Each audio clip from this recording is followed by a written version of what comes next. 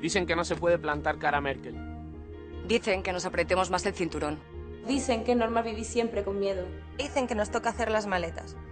Dicen que no se puede hacer otra cosa más que elegir entre ellos y ellos. Dicen que la corrupción es un problema de casos aislados. Dicen que hay que resignarse a que nos vendan el país y el futuro a trozos. Nos llevan a la miseria. Han roto todos los compromisos.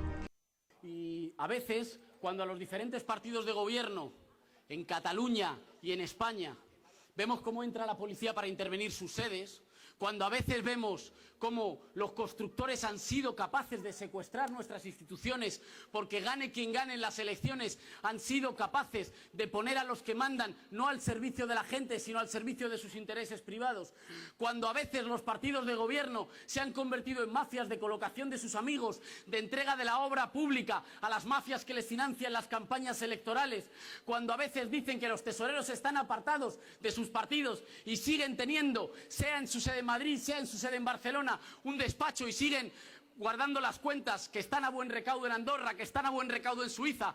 A veces se nos parecen demasiado y a veces les decimos, repetid todas las veces que queráis Cataluña o España. Vosotros solo tenéis una patria que se llama Andorra, que se llama Suiza y que no es la patria ni es el país de nuestra gente. Defender i estimar un país és estimar la seva gent, és estimar els seus serveis públics, és estimar les condicions de vida de les famílies. Qui parla d'un país i no està parlant de la seva gent, no està parlant de res, està només mentint perquè no vol afrontar les conseqüències del que ha fet quan estava al govern.